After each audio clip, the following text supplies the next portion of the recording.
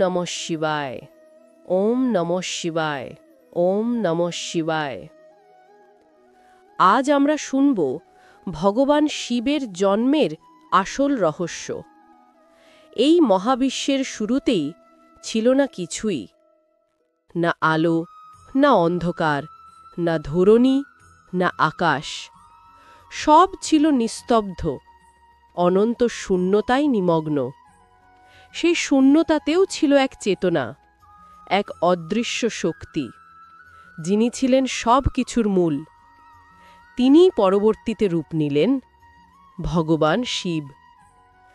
তিনি জন্ম নেননি, কারণ তিনি অজন্মা।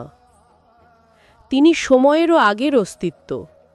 যখন সৃষ্টি হয়নি, তখনও তিনি ছিলেন ধ্যানে, নির্জন, শান্ত আর নিজের মধ্যেই পূর্ণ।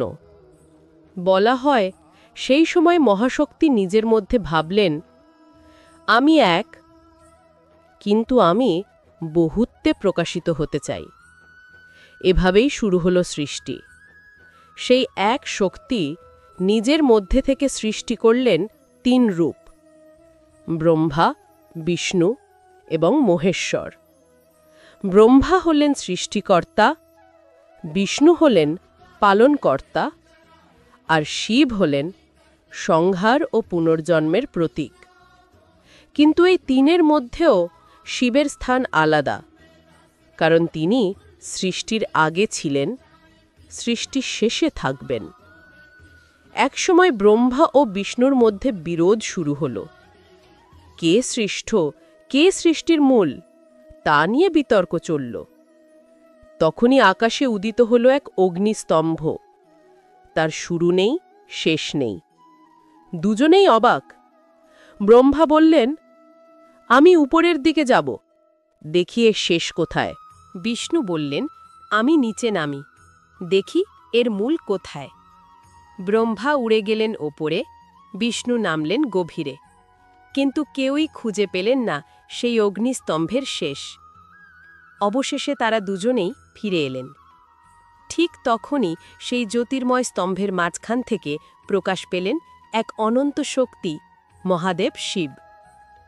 তার চোখে ছিল শান্তি, তবু ভয়ঙ্কর শক্তি। তিনি বললেন, আমি সেই পরম শক্তি, যার থেকে তোমরা দুজন জন্ম নিয়েছ। আমি অনাদি, অনন্ত ও অবিনশ্বর।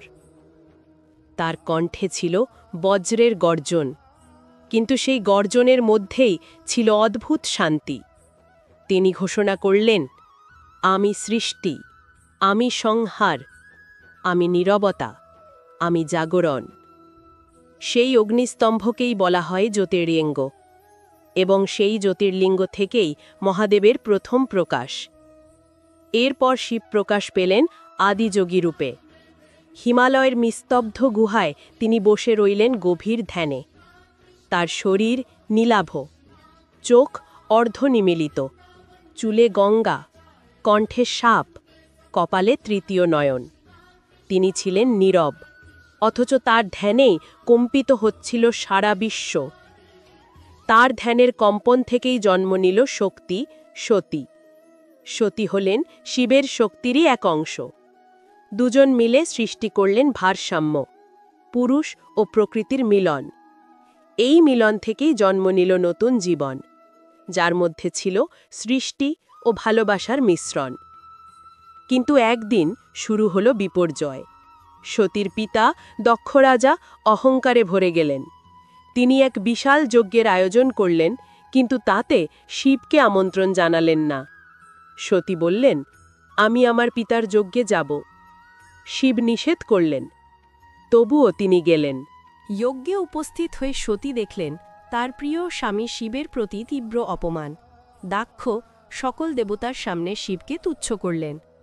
সতী সেই অপমান সহ্য করতে পারলেন না। তিনি বললেন, আমি এই শরীর আর রাখব না, যেখানে আমার প্রভুর অপমান হয়, এবং তিনি নিজেকে অগ্নিতে দগ্ধ করলেন। যখন শিব এই সংবাদ শুনলেন, তার ক্রোধে কেঁপে উঠল তিন লোক। তার তৃতীয় নয়ন জ্বলে উঠল আগুনের মতো। শিবের প্রতিটি রূপে লুকিয়ে আছে এক গভীর বার্তা। তার ভস্য মানে সবকিছু একদিন ধুলোয় মিশে যায়। তার সাপ মানে সময়, যা সর্বদা ঘুরে চলে। তার ত্রিশূল মানে সৃষ্টি, পালন ও সংহার। তার কপালের তৃতীয় নয়ন জ্ঞানের প্রতীক। আর জটাজুটে গঙ্গা মানে করুণা, যা পাপ ধুয়ে নির্মল করে আত্মাকে।